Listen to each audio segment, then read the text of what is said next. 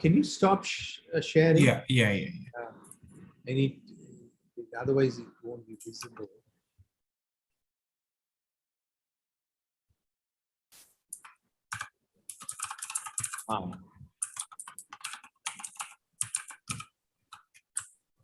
Okay. Okay, now you can share. Okay.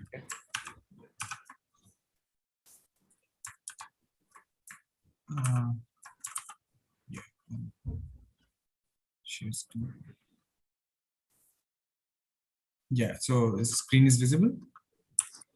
Yeah, I'll increase the font size a little. Okay. This is good enough. Okay. So yeah, so one of the things that Z3 allows you to do is essentially put in quantifiers over your variables when you're adding some constraints over here. So if you remember, we had these integer variables, right? X, Y, and Z. These are just some integer variables. And we were adding some constraints to them and then solving them, right? So let's actually comment out all of these existing constraints and add some constraints with quantifiers and see what happens. So when we do solve.add, what we can do is z3.forall. So as you can see, for all, and then it takes a list of variables, right? So it takes this list of variables over which you can quantify this for all. So for example, there exists is also there. Yeah, there is exists and there is for all. So when you take a for all, then what you can do is you can pass in a list of variables. Let's say x and y, and let's say that z is equal to x plus y,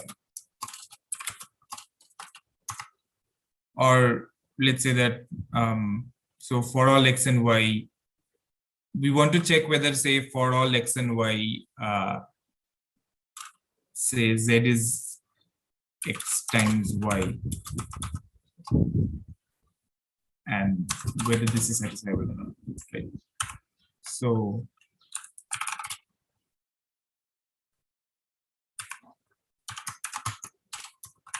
I'm just running this example here. I'll make the font here bigger as well.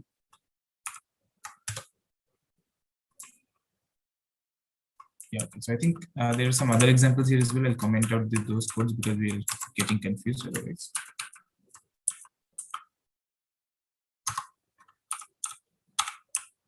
So we just delete these for now.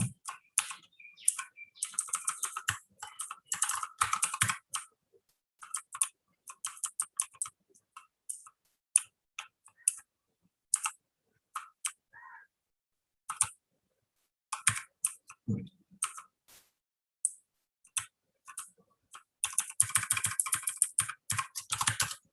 So yeah, if you run this.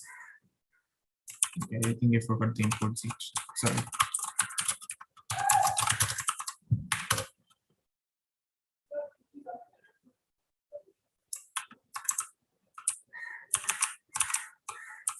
This will be a double equal to.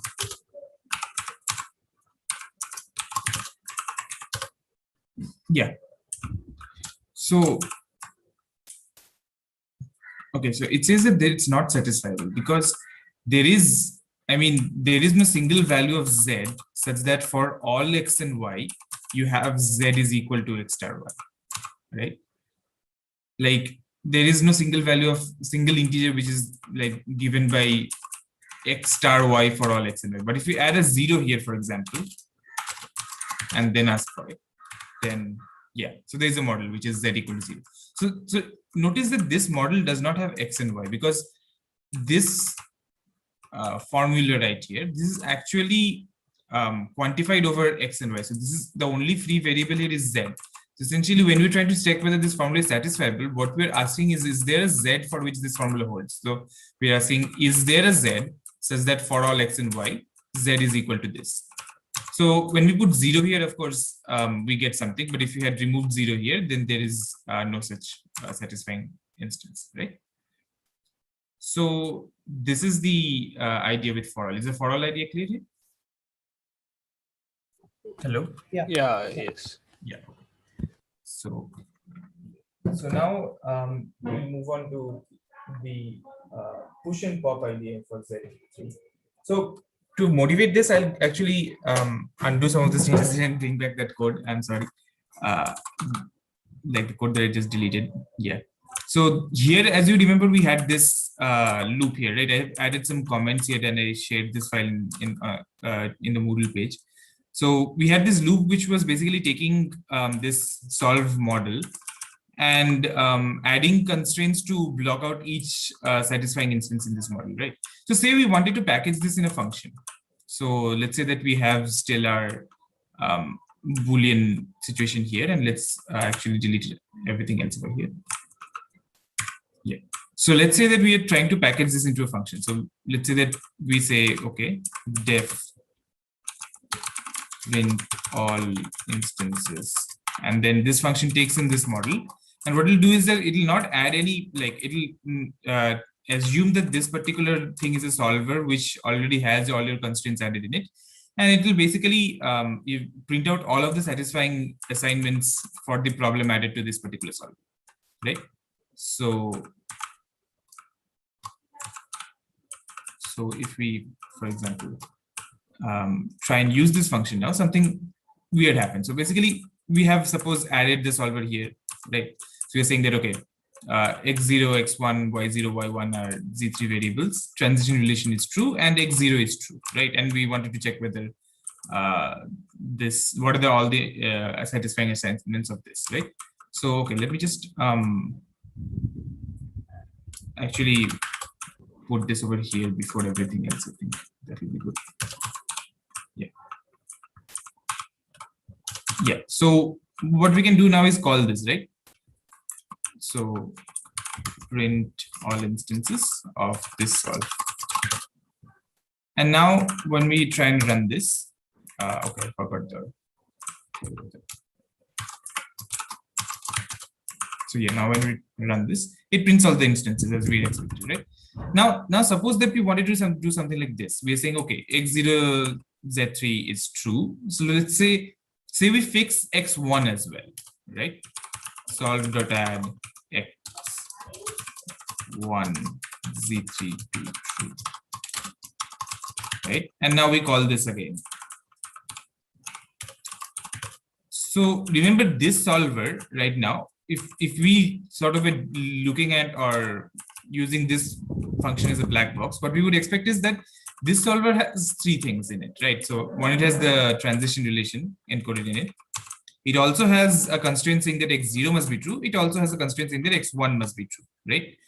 And we want to, now we would expect that this print all instances command will again print all the satisfying instances of this new set of problems, right? So like one with the x0 equals true, one with x1 equals true, and one with the this transition relation, right? But what happens when we run this? Let's see.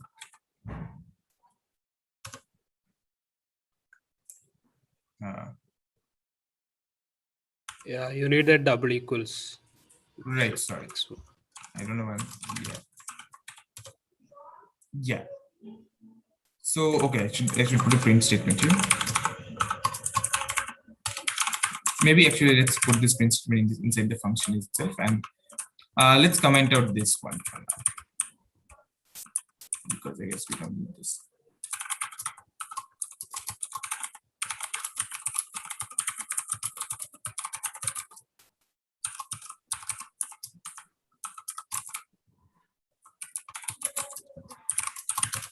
So, yeah. So now if we run this, right, so it's just printing all instances of solver this, and okay, why is it not running this content?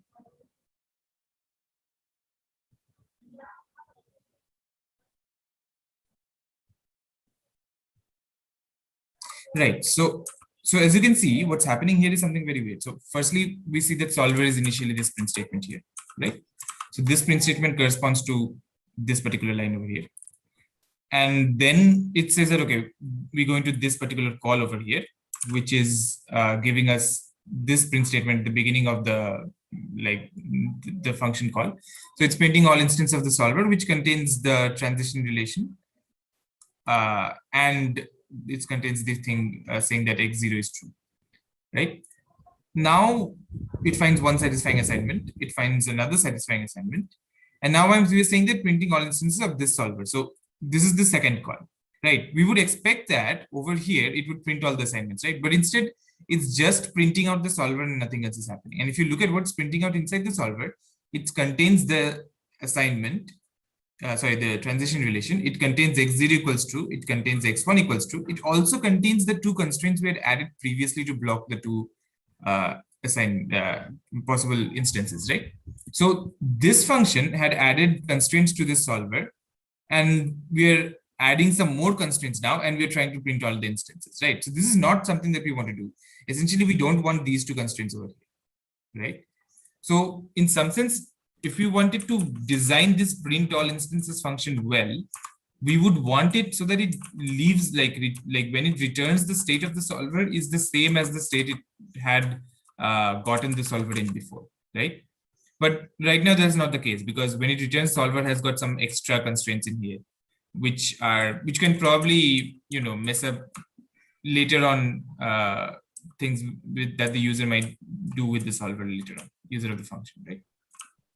So to essentially do this and essentially add in constraints that we want to remove later on from the solver, what we use is call this push pop mechanism, right? So essentially Z3 allows your solver to have its own sort of internal stack, and in this stack there are basically various different contexts, and you can push a context or you can pop a context, right? So each context contains a list of constraints. And when you pop a constraint, when you pop a context, all the constraints inside that particular context are completely removed. So the workflow when using this push and pop is that you push a context and then you add in constraints, and these constraints will then be added into the context that you just pushed. And then when you pop the context, the constraints that you just added in will be removed. Yeah. So here I want to interject and add a comment. Okay. You see, I mean, yes, what Digantha explained. Okay, so it sets you. I mean, push is like checkpointing. Okay, at various points. As you add, you can checkpoint like a stack of checkpoints, and then you can remove up to that. You can pop to the latest checkpoint. So right now, it seems like you're only adding constraints, and you're removing those constraints. You will see later on, you know, that a SAT solver, just one moment.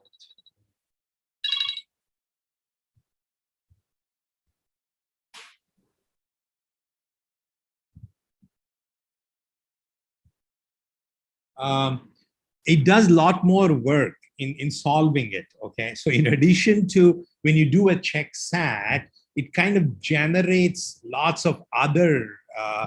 It updates its state that you're not. I mean, so it kind of reuses the effort that it generates. It learns a lot of interesting facts in the process of checking the satisfiability.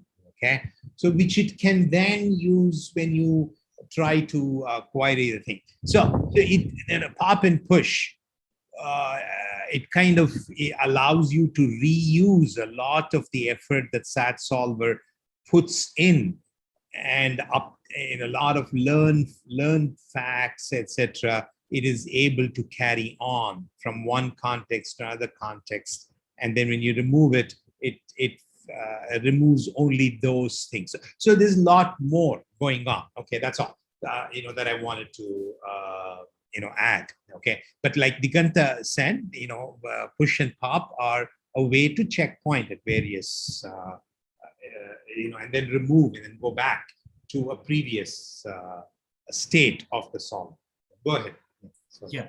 So yeah, what Sir says was also very important. In fact, so I was planning on initially talking from that angle first, but I thought that this would be more. No, I think this right now this is good enough. Makes sense, okay? yeah. Because they haven't seen how exactly a SAT solver does satisfy the DPLL. I mean, they've seen a Right. little bit of DPLL in the logic course, but not enough about the CDCL solver. Yeah. Yeah, Go but ahead. Sorry. yeah, but what Sir said is I think is also like something, if you're just using Z3 even, you can sort of like keep in mind that this is a good idea always to not, remove constraints that you'll add in again, right? Like don't keep creating new solvers and adding in the same constraints. If you find yourself doing that, then maybe keeping a solver with those constraints added in and then adding in whatever extra new constraints in a new context is actually much faster. So that is some takeaway that you would probably want to use, and there even like using push and pop is helpful. So for example, if you have like some 5 constraints that you are using every time and some 6 constraint that is changing, what you would want to do is you want to add 5 constraints, push, then add in the 6 constraint, and then pop just to remove the 6 constraint and add 5 constraints back in, instead of creating a new solver and adding all those 5 constraints back in again. Because whenever you add as an example, for example, your transition system in an initial state, those formulas are, when you're analyzing a particular transition system for different properties that you want to check, the transition system in an initial state, those formulas will remain the same, and your property can be changing from one. After you check one property, you might want to check another property, okay? Which may be true or not true. So in all these, in that analysis experiments, you want to keep the transition relation and your initial state, okay? And then maybe remove some of the other properties or some constraints. Yeah, so that is an example I'm giving. Yeah, that is like, in fact, I think I can show that over here as well, because we're doing something like that over here itself. Okay. So for checkpointing inside this function, what we do is we just push a new constraint here. We push a new context here. And then we add in all of these. So we are adding these constraints here, right? So all of these new constraints are being added in this new context. And when we're doing this check, those constraints are being taken like into consideration when we're checking this. And then we'll pop over here. So when we do this pop, all of these constraints that are being added inside this loop will now be removed from the solver. So essentially your solver will be in the same state that you got the solver from, right? So now if we try and run this, yeah. See, firstly, it says that printing all instances of solver over here, which is the solver that we expect it to print all instances of. And then it prints out 2 of these satisfying assignments. And now it says printing all instances of solver. And this is again the solver that we expect. So these 2 things are no longer in the solver, right? So it's got the transition relation, it's got x0 is true, and it's got x1 is true, which is what we were wanting. And now it prints out this one new assignment that it has found, right? So this is basically the idea with push and pop. And as Sir said, we can also, so suppose if you wanted to do something like this, say we wanted to use the same transition relation, but we wanted to check 2 things. We wanted to check where x0 is true, and we wanted to also check differently, like when just x1 is true, right? So one way to do this, one like suboptimal way to do this, is that when we want to check whether just x1, like what are the instances coming from just x1 equals 2 and x0 can be whatever, we create a new solver, right? So we could have done something like solve2 equals z3.solver, and then, copy this over, paste this here, and say that, okay, we're adding this thing inside solve2 again, and then inside solve2 we add this, and then we do this inside solve2, right? So this we could have done, and as you can see, this again produces this solver with the like the transition relation, and x1 equals 2. There is no x2, x0 equals 2 anymore, and it prints the 2 assignments from here. Now, this is not optimal because you're doing like, there is some work involved when you're like adding this in essentially and doing the checks, right? That work is being reused when you're using a new solver, like redone, which is unnecessary, right? So instead, what we could have done is get rid of the new solver, use the old solver itself, and do a push and pop before, like push before adding this in, and pop and then push again this one, right? So we could have done something like solve.push, and then we add this in, and okay, let's remove this print statement and then check all the instances of this, and then we do solve.pop. And now the solver again has just this one, right? So similarly, we could have, done a push over here and then pop after we are done checking all the instances of this one. So this code will reuse this solver and not redo all of the work that the solver may have done. All the things that the solver may have derived from this expression in some sense, it will not be redone. So if we use this, oh, okay. I think I use solve2 here. Yeah, see, the behavior is exactly the same. And also this shows you something that I think, it's probably obvious, which is that you can use as many number of pushes and pops as you want, right? Like there is no limit to that. Theoretically there might be some, but really there is no limit to that. So yeah, so this is all that I wanted to show about Z3. Is the push and pop clear to everyone? And so in this version, yeah. In the function print all instances, there is no need for push and pop, right? Yeah, in this particular version, there is no need because we are doing this outside, right? But you would still want to put it here because you never know how the user is going to use this function, right? Yeah, I got it. Yeah. So it's a good design idea to just have this here. Yeah. So any other questions? No. Okay. Can I move on to new SMV now? Is that fine with everyone? I think so. I think this transition system that is shown that we also discussed in class, there are lots of other things that formulas, also QBF, qualified Boolean formulas. Right. Image computation. I encourage you to try those things. Yeah. I didn't want to go over those right here because maybe that's a good exercise to try it out. I think you've already shown in the thing, so they can actually. I encourage you to try on your own. That would be a good warm-up exercise for you before I give the assignment, okay? Which I think I will go out before this Friday if I get a time to formulate it, okay? So in the meantime, I certainly encourage you to do that as a warm-up exercise, yeah? Yeah, there were some QBFs that were mentioned in the slides where this one was mentioned. Maybe try and implement that. Try and just write those down in Z3 Python and check them. That should be a nice exercise. Right? Okay, so I'll move on to new SMV now, if that's okay. Yeah. So okay, so again, I think I should increase the font size. So I've written some amount of code already for new SMV. I'll go through that, but before that, I want to go over the syntax while writing some new code, if that is fine with everyone. Yeah. So is this font size okay? Yeah, it's okay. Okay. So right. So let me create a new file here.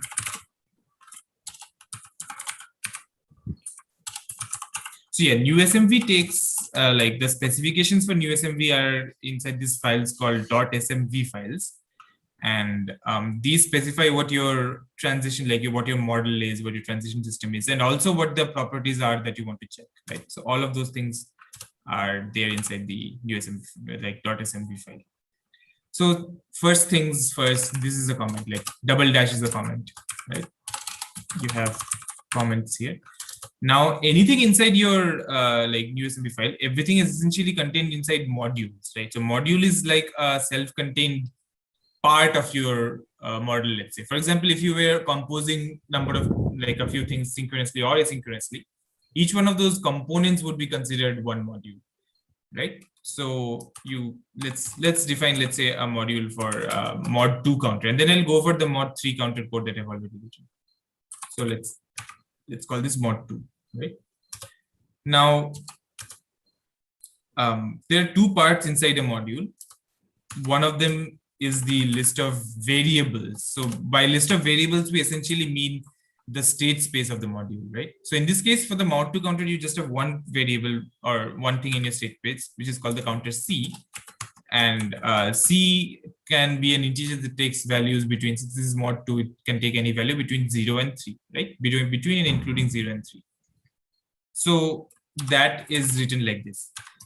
So this is the sort of the syntax for declaring a variable inside a module. So this is your variable name and this is your type. So the types that are allowed are basically booleans, bounded integers, and you can also have sets of arbitrary elements inside them. And we'll look at some examples that use such things. So when I say bounded integers, I mean basically expression of this from 0.3. So the bounds between the integers are given like this, right? So also some other things about integers, these bounded integers can't be more than your like the integer size that your system specifies apparently. So that is also there, which I found surprising, but the manual does mention that. Yeah, so now you specify the transition system via the assign section of the module. The assign section contains two parts. One is the init part. So the init says that, okay, what is the initial value of each of the variables var that you've defined here? So we are saying that, okay, the init of C, let's say that it should be just 0, right? So initially C is just 0. And also we want to say what's the next value of C, right? So that's how we define the next value of each one of the variables. So in this case, what do we want? We want C to be incremented, but if C becomes 3, then we want it to go back to 0, right? So we can do that using a case split. So the syntax for that is case. And let me just format this somewhat nicely. Then what we can say is that, okay, we can have conditions over here. So we say that, okay, the current value of C is equal to 3. Sorry, there's a single equals here, I think. So this one doesn't have like equal to is equal. It is just a single equal to. So if the current value is 3, we want the next value to be 0, right? So otherwise, in all other cases, so that's why we say true. So if this case fails, then we come to this case, and whatever the this value of C is, we want to say that, okay, the value of C should be whatever the previous value of C was plus 1, right? So this is the syntax for that. So true basically is something like otherwise in this case. And then you end the case using ASAC. And yeah, so this is your mod 2 counter, right?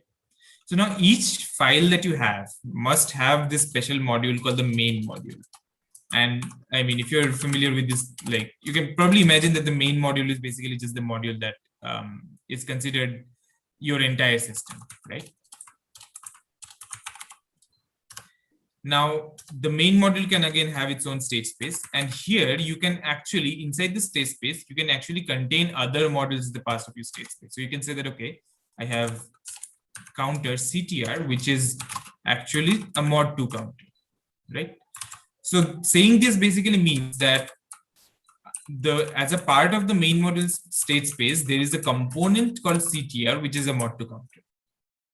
Now, when you add this module, like when you add a module inside the var section of another module, all the transition statements of this module are automatically added in. So I don't actually need to put anything in the assign statement here, because all the transitions here, like what we want is basically the transitions of the counter, right?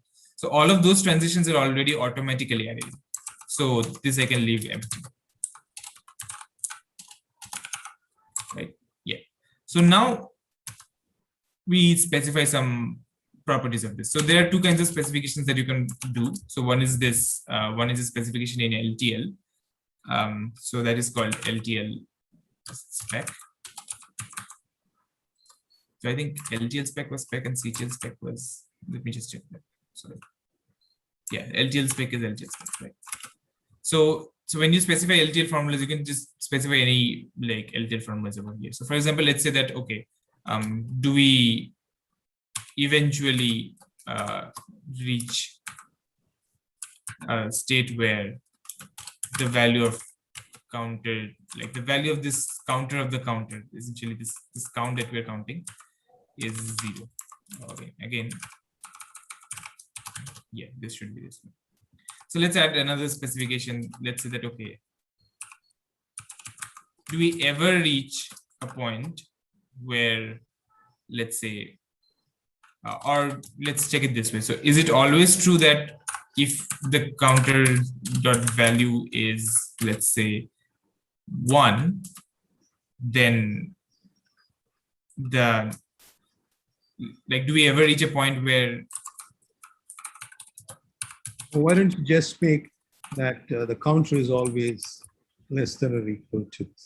yeah, that's also actually a great idea. Yeah, so let's see whether, yeah, so this was good also. This can be another particular property. So you can also have some CTL properties. So CTL properties is specified by just spec. So LTL spec is for LTL properties and spec is just for CTL properties. Yeah. So let's skip CTL spec. Okay, great. Okay. Yeah. So they have just been introduced to this thing. Okay. Yeah. Yeah. Okay. Sure. So yeah. So now let's check these properties. So let's save the file and let's go over to the command line over here. So the quickest and easiest way to check some properties is to just call USMV with the file, right? So I have syntax.smv. I can call this, right? So it gives you some version information first. And now it just says that, okay, there are two specifications. Specification F CTL.c equal to 0 is true. And G CTL counter.c less than or equal to 3 is also true, right? So let's add another specification that we want to say that, okay, is this false, right? So we want to say that, okay, is, let's say that eventually CTL.c, we get to a point where CTL.c is 1 and the next value is 3. So do we ever see this? Right, and it says that, okay, this LTL specification, this third LTL specification is false, and it is provided a counterexample, right? So here is the trace type, and it says counterexample, and as you can see, there's a loop here. It says the loop starts here. So when it says loop starts here, what that means is that from henceforward, all the states are going to end and then loop back over here. So the counterexample basically says that, okay, counter value is 0, it goes to 1, it goes to 2, it goes to 3, and it goes to 0, and then you loop back, right? So this is a valid trace, and obviously in this trace, it never happens that this particular situation occurs. So this is a counterexample to this particular situation, right? So this is how you can sort of check files. So this was the NewSMV's batch mode. So when you call NewSMV on just a single file, or you can put multiple files here as well, and ask you to check all the specifications in that particular file, you're basically using NewSMV's batch mode. There's also another mode in which you can use NewSMV, which is called the interactive mode. So to do that, you just run NewSMV with the -int flag, and it drops you into this interactive command line shell in some sense. This is NewSMV's internal command line, and you can sort of print out the list of commands that you have available here using help. There's a lot of commands here. So you, in this mode, you have a lot of fine-grained control on how exactly you do want to do your model checking. Most of these things you'll probably not need to use, but yeah, these are there for you. So you can also check the help of, check the help for each one of these things. For example, I can check what this go BMC means. So yeah, so it gives you a help statement for this particular command, right? So now, the first thing that we okay, so I want to show you how you would do this similar checking process inside this interactive mode. So the first thing we want to do is the read model. So let's look at the help for that. Read model. Yeah, so as you can see, it says that, okay, you want to read model and -h is, okay, it doesn't say what the -h flag does, but okay. So the flag that you want is this -i flag and then the model file, right? So you go read model -i and then sy and tx, I think it was, yeah, since the smv, right? So now the model has been read in. The next thing that you want to do is basically prepare a new SMV for model checking. So you do that by running this command called go, right? So if you look at the help for go, it says that initialize the system for verification, and it gives you some of the other options related to go. So you can just type in go, and now the system is ready. So now you can again check all your specifications via this command called check_LTL spec. So let's look at the help for that as well. Yeah, so check LTL space, but from LTL to model checking, and it gives you a lot of flags that you can sort of set here. For example, you have which model, like which property do you want to check? If you don't give this, I think it checks all the properties. You can actually put in a property that you want to check right here instead of picking a property from the file. You can output of the counterexamples to a particular file. You can do all sorts of these things. Sure, Yeah.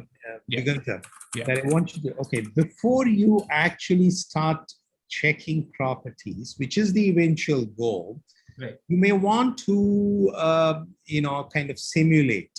Okay, so there is a simulation feature also. I hope you will illustrate that. Yeah, you want to run the system to remove a lot of the bugs. I mean, the sanity checks. Okay, so I would want you to show that running. Okay, where you could just simulate your code as well. Yeah, sure. So I'll show that before showing. So okay, yeah. So yeah, go ahead with your train of thought. Okay. Yeah. Okay. So for checking LTL spec, like LTL properties, all you need to do is just like call this command LTL spec, and this will give you. So it gives you the same printout that we had before, right? So it checks the 3 properties, and there are all these flags that you can reach out. It checks all of them. You can't choose. Yeah, you can choose. You can choose via you have to name them, no? So then you have to name them. Oh, you use the number. Okay. Right. So for example, I want to say check the second one. So, and okay. Yeah, by the way, so here, although we have not talked about counter examples, etc. Right. You remember the counter example is a loop here. Yeah. Can you, I mean, this is a question that I'm asking the class here. Why should the counter example is just a trace? Okay, we've already defined trace in class. So it's just a trace or an execution that is a witness to violation of your property. Why is this is a property that is being violated is a F, like I informally call it as liveness or the progress property. So it is asserting that eventually from your initial state, you have to get to a state in which the counter is 1. And in the very next state, the counter is 3, correct? So, so why should that be? So you see, violation to that, such progress property has to be a loop, okay? Because you have to show that eventually something never happens, okay? So that's why violation, a witness to violation of such a progress property that eventually something that you expect to happen never happens is necessarily has to be an infinite path with a loop, okay? So that, you get into it, it never happens up to a certain point, and then you go, it loops. That's why. So I'm just pointing out that G-like property, which are safety properties, we have only given you teaser. I have not introduced you this formally, but I think you can intuitively understand.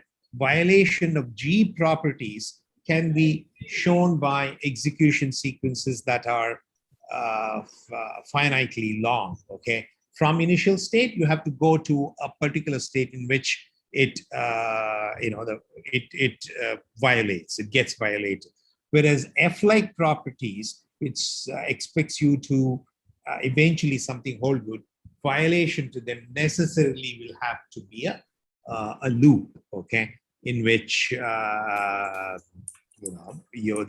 thing never happens. Okay, so that's why if you see that violations to F, when it gives you a witness, it'll be in the form of a loop. Okay, go ahead. Yeah. So for example, I think over here also we can specify a wrong G-like property and see that we'll get a counterexample that is not a loop. So we can do this by this -p thing if I'm interpreting this help message correctly. So let's say G of ctr.c is less than equal to 2, right?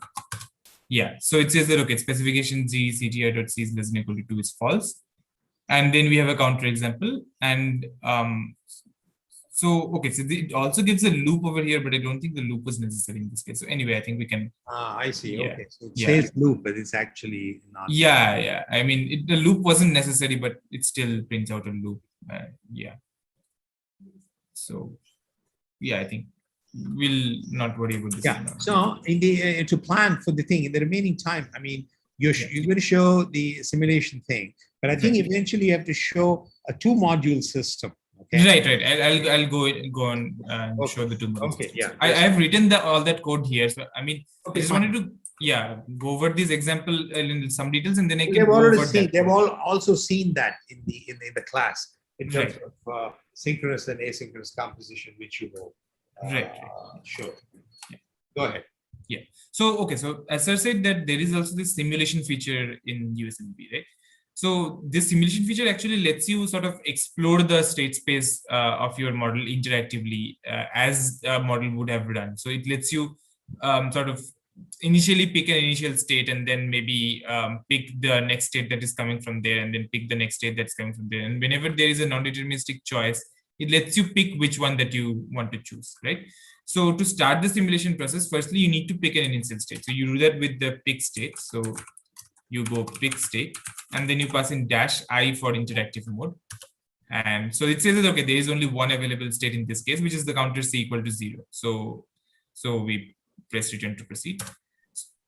And then you can use simulate. So there are a few things that you need to pass to simulate. So one of the things is you want to pass -V, which makes sure that simulate prints out all of the variables values and not just the values that have changed.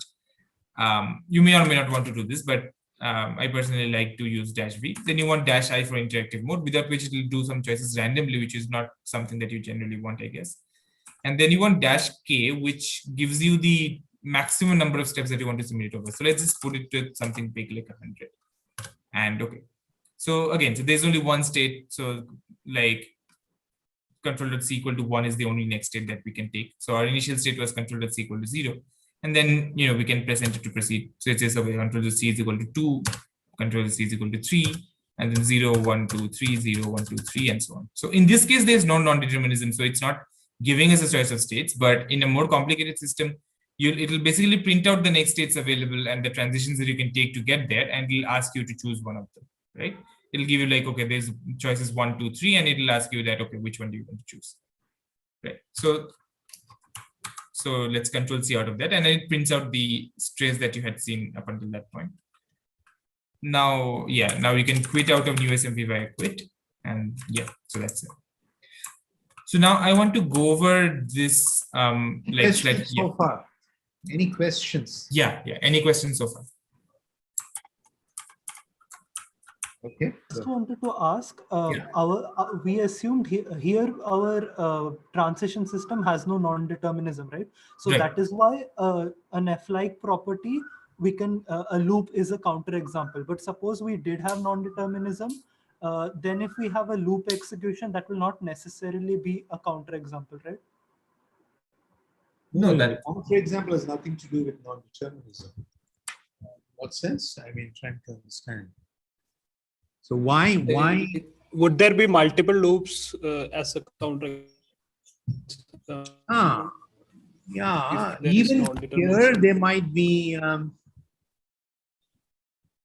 I mean, yes, there could be multiple. Even here, there could be multiple traces, even without non-deterministic choices. For example, with different initial states, you can have multiple counterexamples, because there is initial state non-determinism. Even when the transition relation is deterministic, you can have different violating traces starting from different initial state. Therefore, there can be multiple traces, multiple violating traces, even when your transition relation is deterministic. Does that answer your question? No, I was asking that we consider a loop as a counterexample because it only works because our system is deterministic, right? No, no, no, Because no, no, no. The looping thing was no. I mean, it was just what I was saying was a violation to an F-like property is necessarily a witness to violation is necessarily an infinite trace. Is all I was saying. Okay. If you assert that eventually something should happen, and if that is violated, what does that mean? That you have a trace in which it never happens, okay? Because that necessarily has to be an infinite trace, no? Because any finite trace can always be extended. So a finite trace can never be a violation to an eventuality property. Okay, think about it. Okay, so if you're asserting that eventually something happens, because you're not saying eventually after, it's an indefinite, it's an unbounded. Okay, eventually, I don't care how long you take, eventually something happens. Now, but if you want to show that eventually something never happens, then necessarily that has to be an infinite trace, okay, in which none of the states in none of the states in that trace that your expected event happens. Okay, that is the reason that violation to eventuality like property, which is what F like property is asserting, has to be an infinite trace. Okay, and such witness can only be shown. Look, it doesn't happen in the initial state. It doesn't happen once, one time later. It doesn't happen 3 times later. It doesn't happen 4 times later. Now the 4th state is the same as the 3rd state. Therefore, now that trace after 4, it repeats itself, and it does not happen in any of those things. So that is a violation. Correct? Yes. So that was what I was asking. So Yes. if it is deterministic, what you said that after the 4th trace, it goes back to the 1st trace. So that's why we can say that it never happens. But if it was non-deterministic, the next time it reaches the 4th state, it could go to a new state, right? So Yeah, but no. But even so, there could be. So why in non-deterministic also you can have loops. So you can have, maybe there is in one branch, if there are two possible branches, maybe in one branch there is a violation, in other branch there may not be a violation, or maybe in both branches there could be violations. Why not? I mean, in both branches, eventually, if it's a finite state system, eventually it has to loop back, no? If it's an infinite state system, then it may never loop back, but that can happen even with deterministic thing. So the looping back has nothing to do. The looping back has nothing to do, or the violation has nothing to do with determinism. Okay. I want to, so, we can take this thing up, okay, in the next class, as to, why, okay. I think I have explained. I mean, this looping back and the violation has nothing to do with non-determinism, okay, because things, whether it's non-deterministic or not,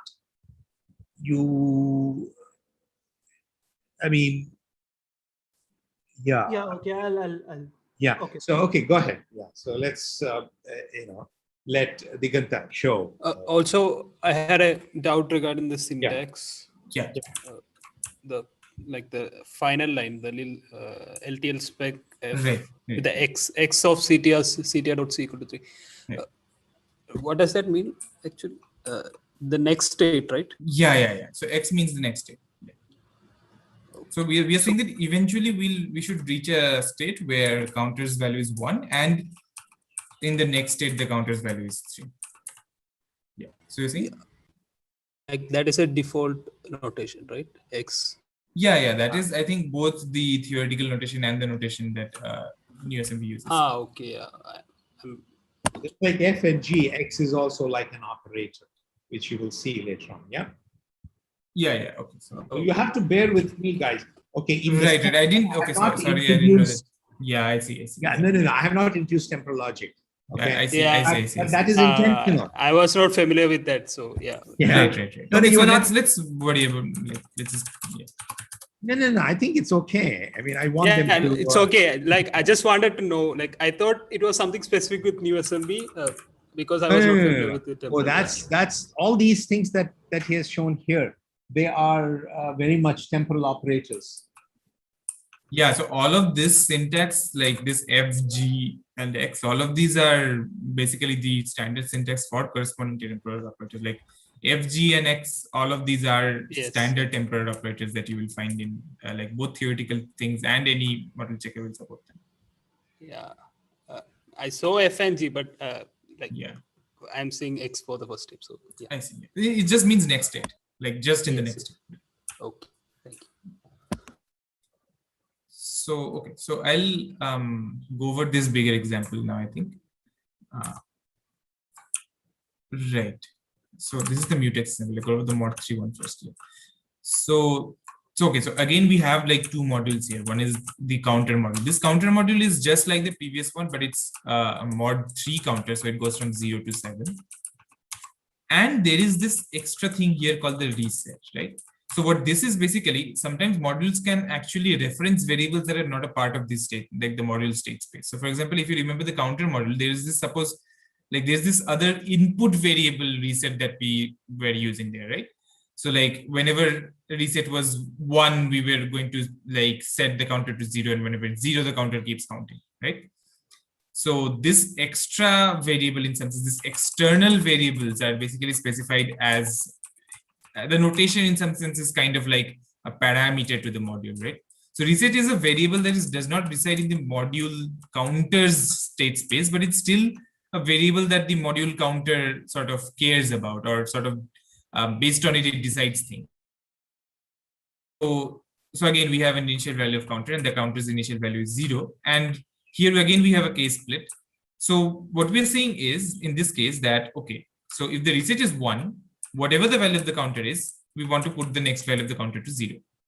If the reset is 0 and the value of the counter is greater than or equal to 7, we want to put the next value of the counter to be 0. And if the reset is 0 and the value of the counter is not greater than or equal to 7, so that is the otherwise case over here, we want to put the counter value to counter plus 1, right?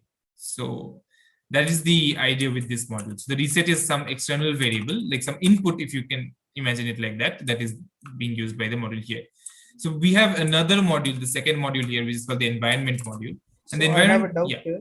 Yeah, go on. So what happens when the value of the reset is 2 or 3 like that?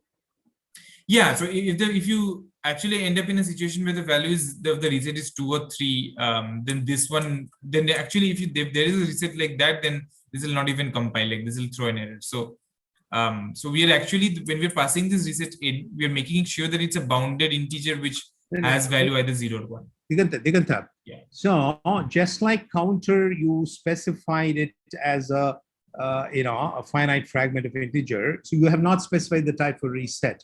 What does where does it assume that? So that question should not. I mean, you have actually specified it to be 0, 1. So where is the question of reset being 2 or 3?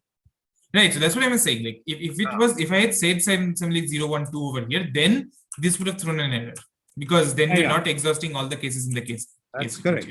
That's correct. Okay. Is that what your question was? Yeah, I didn't notice the. Yeah. I hadn't. In the module. Yeah, I see. The transition relation has to be left total. Okay. Right. Therefore, as you can see, I mean, as we have things. So new SME ensures that it is left total. So if there are some missing cases, it will complain. I imagine. I'm sure. It will definitely complain. Like, in fact, I think I can show that by adding another one here. So I will do that. Let's just go over this first. So yeah, so we have initial and next. So now let's talk about the environment model. This environment model is basically a module that just sets the reset value to be the same as whatever it was previously. So this is the env model that like the env part of the env and counter system that Sir talked about in the class. So there is no var section because the only state space of this module is this reset, which we are saying that, okay, this reset is something external. It doesn't reside in the module. So the var section is not there. You can also leave it empty. The assign section, all that it says is that, okay, there's no init because the init of the reset can be whatever. So the assign section, all that it says is that the next value of the reset should be the same as the previous value, right? So now in the main module, we combine those two things. So the main module has three things. Firstly, since reset was external to both of them, we want to define reset here. And here we've defined reset to be either 0 or 1. So there we are, making sure that this case statement doesn't throw an error. And we define a counter, which is a counter, and an environment, which is an environment, right? So now this is a composition of all of these things.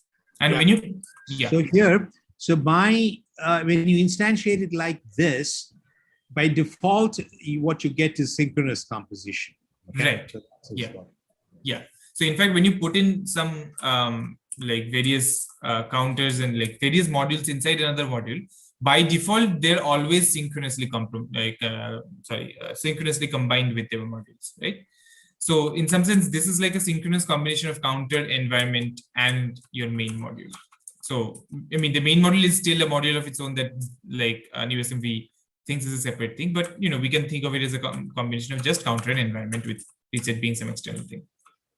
So yeah, so I had put an initial statement here. So let's actually uncomment this. So let's say that, so okay, again, inside assign, all of the transitions for counter and environment will be made automatically. And since the environment actually takes care of the transitions for reset, we don't need any transitions for reset. What we can put optionally is this initial statement for reset. We could have also put it here, I guess. But I mean, you can actually introduce, by the way, Digantha, I know I've noticed that you have CTL specification.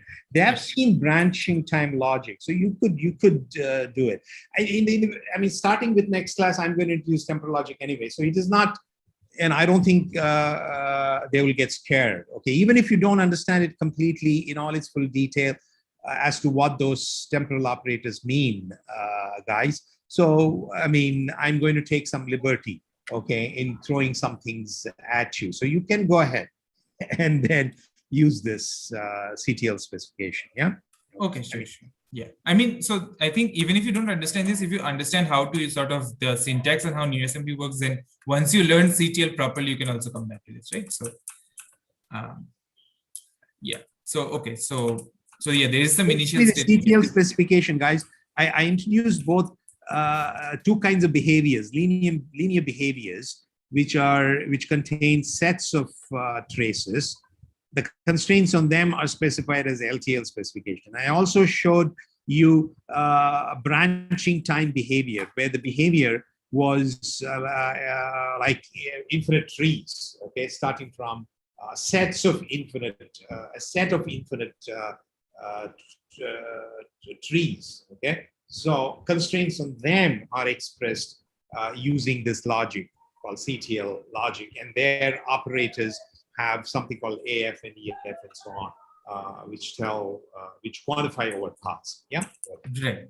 So you have your usual F, G, and X from your LTL, but you also have something else in front of them which says A or E. So what this A or E says is that, okay, in LTL, when we say F, we're saying that eventually something will happen. So what we're saying by that is that, okay, there is some path, or for all paths starting from any initial state, eventually this will happen, right? So in CTL, what you're allowed to differentiate between is basically saying that, okay, all paths starting from this initial state, eventually something will happen, versus there exists some path from which, if you start from this initial state, something will eventually happen. So AF basically means from all paths starting from any initial state, this should eventually happen. Similarly, AG means from all paths starting from initial state, this should eventually happen. And in this case, then it will be like from all paths starting from any initial state, you should get to a state from which all paths starting from that state should eventually reach a state where counter is 0, right? Similarly, EF means that there exists a path starting from some initial state such that eventually you get to here. So again, this would mean that, okay, there exists a path starting from the initial state such that you get to a state where the counter's value is 0, and there exists a next state from that state where the counter's value is 6, right? So essentially this is asking, do we ever skip from 4 to 6 inside this counter? Again, this should probably be false, and we'll see like a counter example trace for that. So yeah, do we always get to somewhere from which we eventually get to counter 0? Eventually is the counter always 5. And yeah, these are what the two specifications mean here, right? So even like all paths starting from any initial state, do they end up in a place where the counter value is 5? So that is like asking eventually if the counter is 5. Similarly, do we always get to somewhere from which we eventually get to a counter value of 0? So this is essentially like asking if we infinitely see this counter value of 0, right? So if you think about it, like what we're saying is that, do we always, like from all paths, always, is it true that whatever the state is, there is a path from where that we eventually, or that from all paths from that state, do we eventually get to a counter value which is 0, right? So that can only be true if the counter value 0 actually occurs infinitely often, right?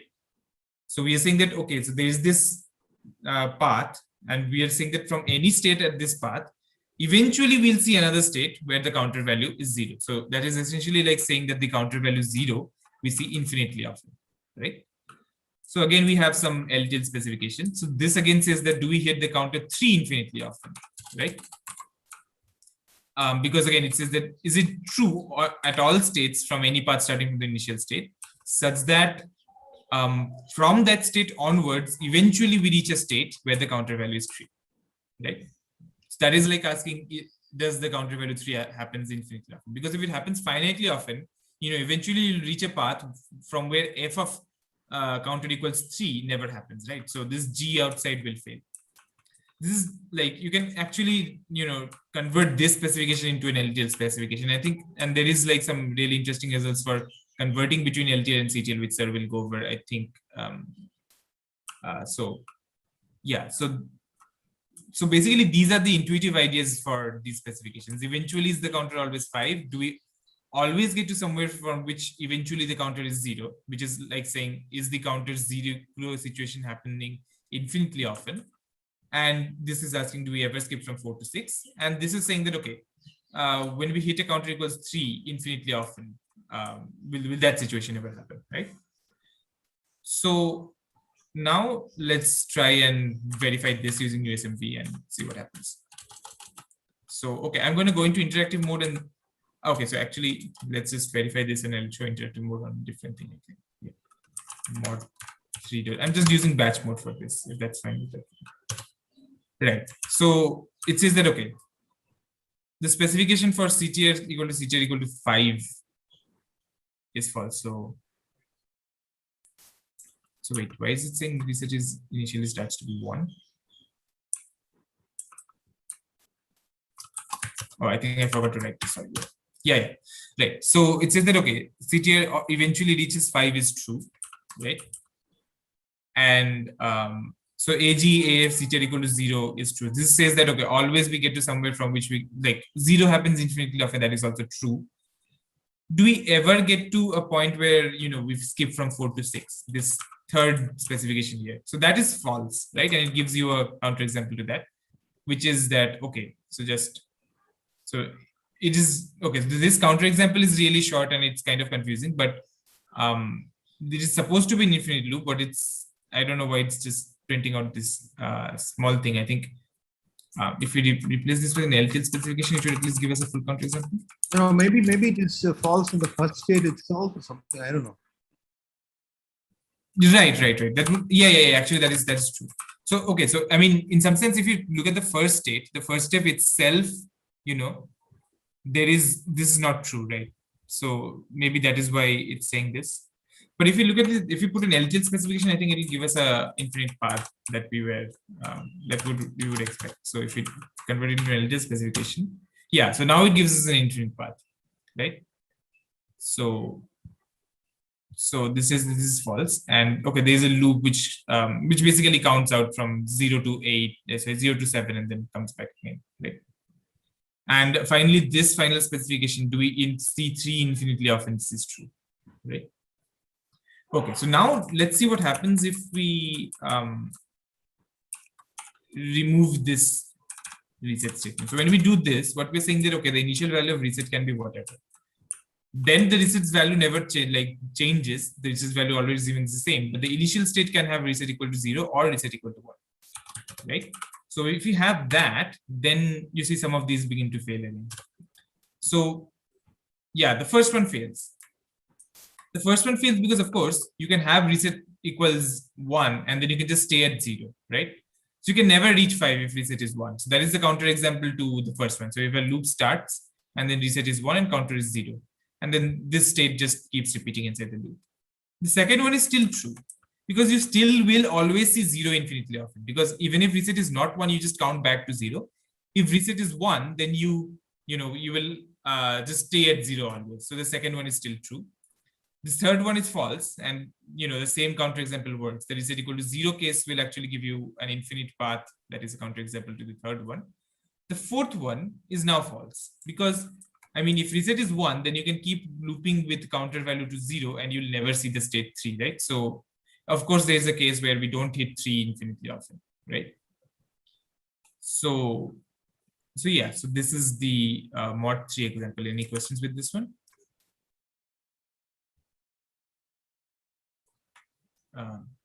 Are there no questions? I don't have any questions. Okay. So yeah, I'll move on to this mutex example. Right. So yeah, so again we have two modules, which is the mutex, and this time we have some 3 different variables, like some 3 different shared variables, if you will. So one is this turn. So if you remember the mutex example, there was this turn shared variable between the 2 mutexes. When the turn was 1, it was one mutex's turn. When the turn was 0, it was the other mutex's turn. So here we have a turn, and we have 2 other things called my turn and other turn. So what we're saying is that, okay, when turn is my turn, this mutex will move into the critical region. And when the turn is the other turn, it will move into the non-critical region, right? So instead of saying just 0, 1, and then having to copy paste and say 1, 0, I'm just like setting these 2 as variables as well. So that I can have a single mutex module and just work with 2 instances of the same mutex module. So the state space in this case is just where the program counter is. And as you can see, this is a type of, where the type of this PC variable is just, a list of arbitrary things here. So like just arbitrary labels, L, NC, CR, and L underscore. So L prime is L underscore here. This is a non-critical region and this is a critical region. So the initial state is just, we start at L. And then the transition system is just this, right? So we say that, okay, if the initial state is L, and whatever the value of turn is, we move into the non-critical region. If we are already in the non-critical region and the turn is not my turn, then we keep staying at the non-critical region. If you're in the non-critical region and the turn is my turn, then we move into the critical region. If we are in the critical region, then no matter what the value of turn is, we actually just move back to the move back to L, right? And if we are in L underscore, then no matter what the value of turn is, we stay in L underscore. So this moving back to L is like the mutex is being basically called in a while loop infinitely often. So I think that was the code that Sir had in his slides. And this L underscore state is actually unreachable here, but we'll just have it here because it's in the code, just for accurate modeling's sake.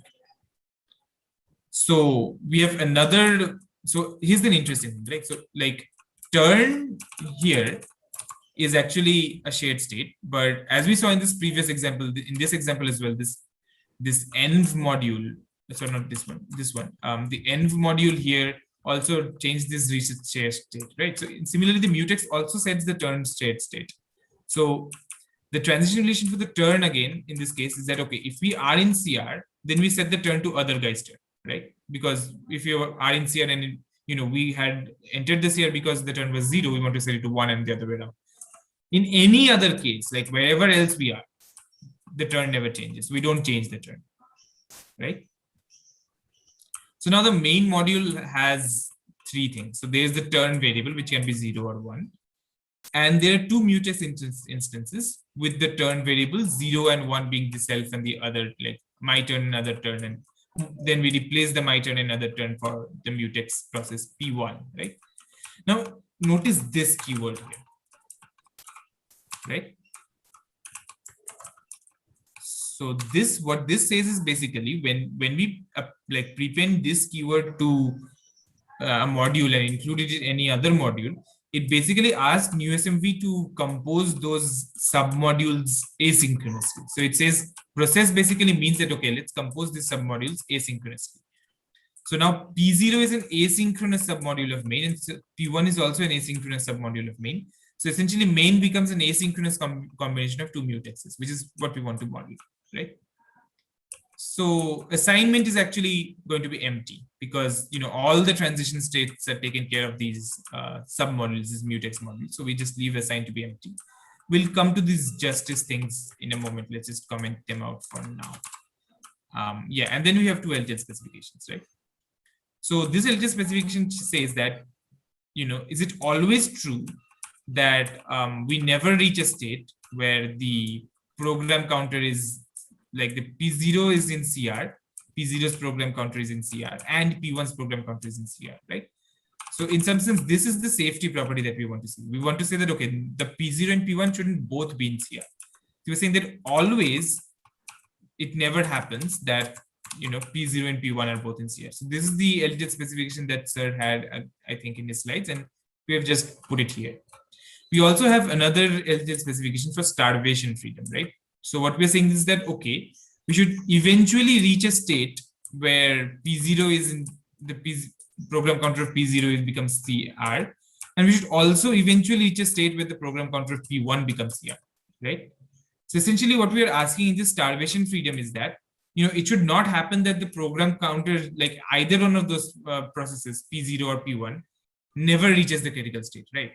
So then whatever actions that they may want to do in the critical state will never be done.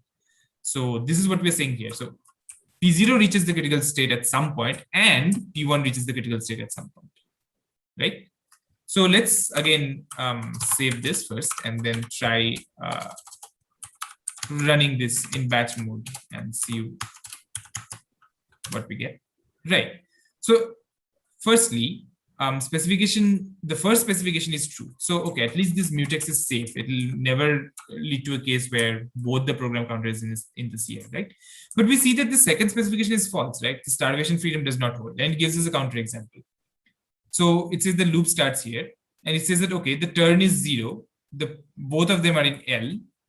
And then we have some interesting variables here. We're saying that process selector is main, and the turn is true, and both of them are not running.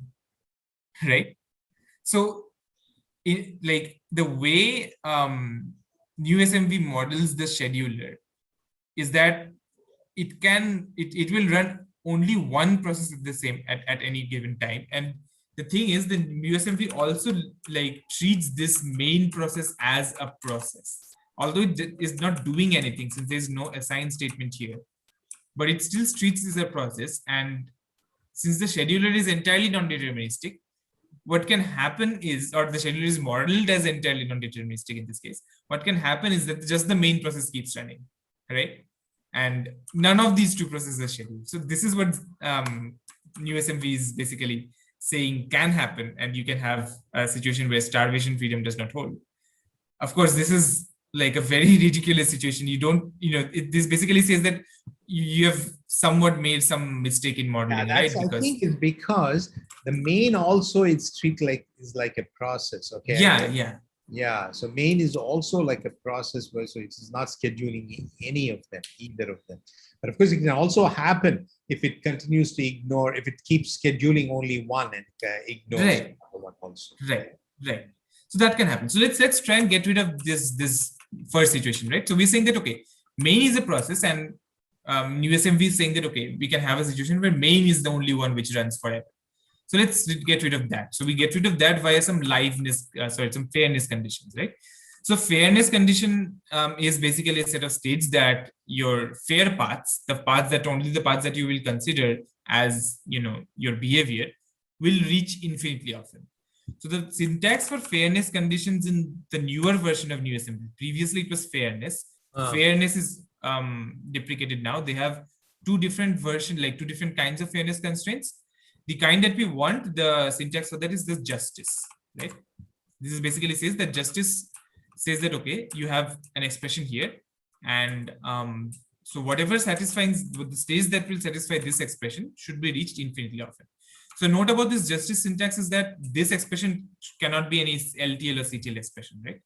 This can only be an expression involving just the state. So it's some simple expression with some equal to's and or greater than equal to's. There must be just Boolean expressions. Right. It must be just Boolean expression. Yeah. Propositional, Boolean expressions, correct. Propositional. Right. Yes. So it's just Boolean expressions that are allowed here. So, okay. So now we're saying that, okay, justice. So we should, so when we say justice turn equal to 0, what we're saying that, okay, so the turn variable should always be 0, right? Like the turn, no, sorry, but we're saying the turn variable being 0, this state should always be reached infinitely often. Right? Actually, it means that has to happen infinitely often. Yeah. I'm sorry. Yeah. So I'm saying that the turn variable equals to 0 state needs to be reached infinitely often, right?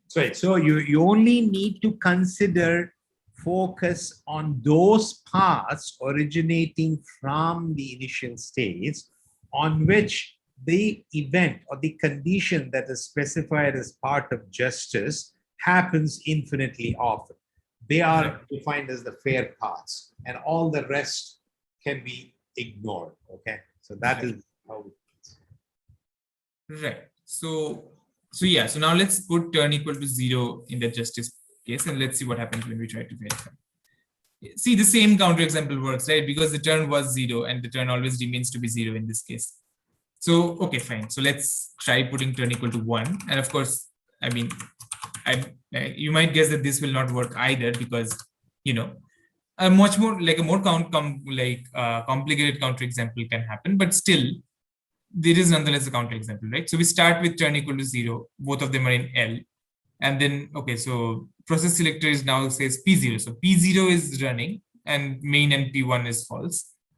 So P0 goes to the non-critical region, then P0 enters the critical region, and then we say turn equal to 1, and then P0 is now in L, right? So basically this is the case when turn is set to 1, and then P0 exits out of this CR region, and then, you know, none of them are done again. Yeah, so here it is ignoring that process which can actually make progress. Right. So it's ignoring P1, and the P1 is the only process that can make progress. So essentially, this just justice turn equal to 0 or justice turn equal to 1 will not work. We need both of them, right? We need to say that, okay, we should infinitely reach states where turn is 0, and the same path should also infinitely reach like states where turn equals 1, right? So we only want to consider paths in which turn equal to 0 happens infinitely often and turn equal to 1 happens infinitely often. They may not happen in the same states, right? I mean, you will never have in the same state turn equal to 0 and turn equal to 1. But your path should have infinitely many states where turn equal to 0 happens and infinitely many states where turn equal to 1 happens. So now let's try and check. Of course, now we see that both of them are true. So yeah. So the last thing that so one thing that I want to do with this mutex example. Okay, so firstly, is there any questions up until this point? Yeah, I have a question. Yeah. Carry on. So when we just mentioned justice turn is equal to 0, we got an error trace saying P dot running is equal to false and P1 dot running is equal to false. I didn't understand the statement. How come both the process will stop running? Right. One process will have to loop in the NC state, right? Yeah. So let's look at that like trace more carefully, and we'll see something interesting there. So if you go to like, let's run this. So yeah, so do you see this process selector variable, right? Yeah. So it says main. So the interesting thing is this is like a quirk of new SM3. So it considers this to be not a composition of 2 processes, but technically it considers it to be a composition of 3 processes: main, P0, and P1, right? Now this main process doesn't do anything because we don't have any, like we have nothing in this assign here, right? But it still says that, okay, it might happen that main keeps running and both of those two are doing nothing. So if we actually add some dummy functionality to main, so let's just say that, okay, we have some flag here. Let's say this is some Boolean flag that we are going to just we'll just keep switching this, right? So let's say that let's just add some dummy functionality and say that okay, initiality flag is true, and we assume the next value of flag should be the not of the previous value of flag, right? So now if you try and run this, yeah, so you see it says that okay, main is running, flag is false, and then flag is true, and then you loop back, right? So essentially new SMV also considers main to be another asynchronously composed process, and you can technically have a situation where just main runs and neither P0 nor P1 runs. So does that answer your question? Yeah. Okay. Yeah, I think there is another subtle point here. I mean, I think we're getting late, and so we have to wind up in 5 minutes. But see, the question that I have seen, there is one thing. So we only saw turn and other things which are we defined. I mean, or Digantha defined as part of the state. So internally, it is maintaining something called a process selector, which is for each process, okay? Right. Something running, dot running and dot running, etc. Okay, Right. P1 running and P not running. So I guess that actually says, what the scheduler, which is kind of hidden, actually whether it chooses a transition corresponding to that particular process. Correct? That's what the running means. The question is that can that running be, I'm raising this question, okay, and that running, which is an implicit part of the state, although you have not defined it as a state variable, it is something that is, you can say that new SMB is adding, okay, for each. Can that be used as part of my fairness condition? Okay. Yeah, I think it can be. Okay, right. that is It the can, point. it can, Yes. it can. So one way to specify, like you have done, which is the nice way to do, turn is equal to 1 and turn is equal to 0. So instead, you could say, well, you could also have specified it in terms of process. Right. Okay? I think I can like just try that, but I think just this should work, right? Yeah, that's what I. Yeah. Sorry, I closed it by mistake, I think. Yeah. Does it? That's Yeah. the question that I'm raising. Yeah. Yeah. So let's see. Yeah. This works. Yeah. So yeah, it says both is true. So correct. That's another way to understand it. Okay. Although you have not introduced it explicitly as a variable which is part of your state, new SMV introduces this thing, okay, to indicate which transition, which process, the transition from which it is scheduling, okay, which it is choosing as the next one. So that, and this is done primarily to allow you to help you specify these fair paths, okay. So you could also use running, that explicitly used. yes. So this behavior of main as a process, it will not affect synchronous systems? No, so that also happens in synchronous system where your main is also considered a synchronous component, right? But in synchronous systems, you don't have any problems of schedulers or starvation, because every transition of every submodule is taken at every time step, right? So okay. So yeah, so there the similar thing doesn't happen. Correct. So here you see the liveness is sensitive to which process you schedule next. Okay, whereas there, since every process, even though you consider main, every process a transition is scheduled. Okay, therefore that issue doesn't arise there. Yeah. Right. Yeah. Okay. So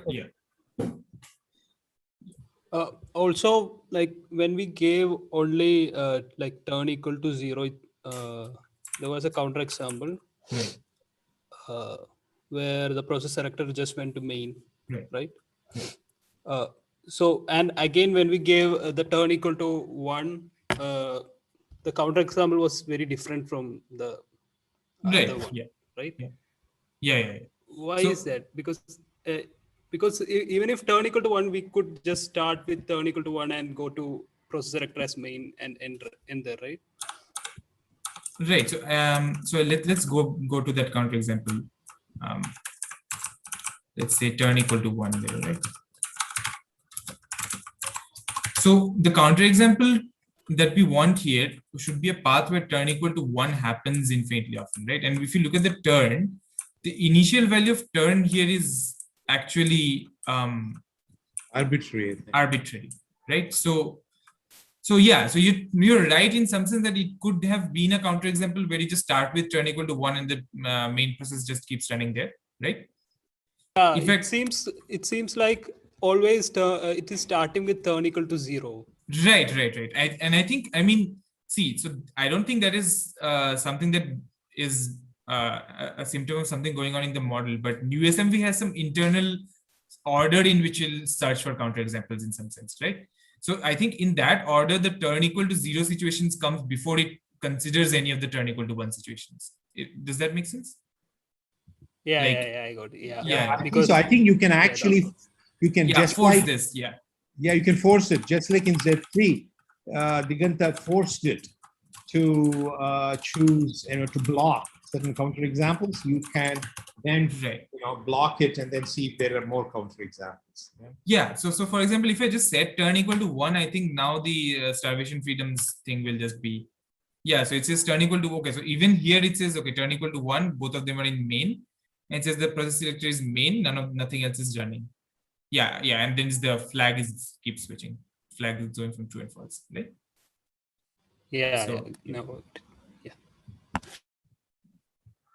So are there any more questions? So if there are no more questions, I would just want to quickly show this like this particular example in the simulation mode, so that just to sort of and let's have the justice things. Right, so just to sort of show what the simulation mode does in a more complicated thing. So let's say that, okay, so let's read model.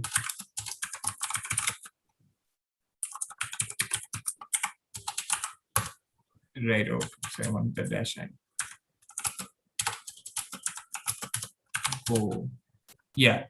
Okay, so I'll get to this warning, but yeah.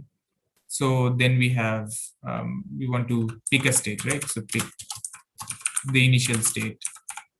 So yeah, now it says that, yeah, there are two initial states, right? So one is with turn equals 1 and the flag is true, and then PC and P0 and P1 both in L.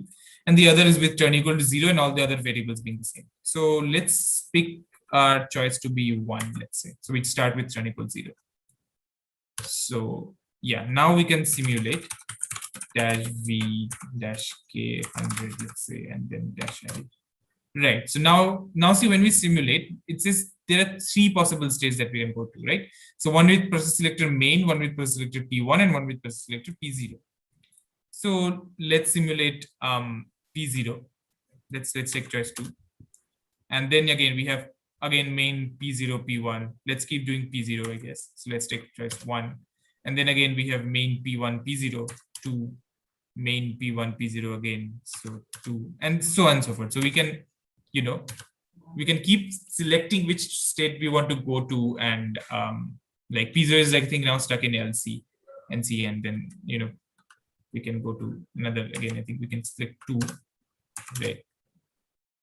So we can keep selecting the state that we want to go to, and like explore the states in our system in that manner. And like this will basically help you debug your model. So if you have a model and you have a specification that you think should be true, but it's coming out to be false, one thing is that you have the counterexample there, but you're like, okay, why does this step happen in the counterexample? Should there not be this other step, and so on? So you can actually simulate and explore, and that might help you debug, right? So this is one thing that I wanted to show in a more complicated example. Yeah, normally you would want to simulate it to eliminate all gratuitous errors, okay?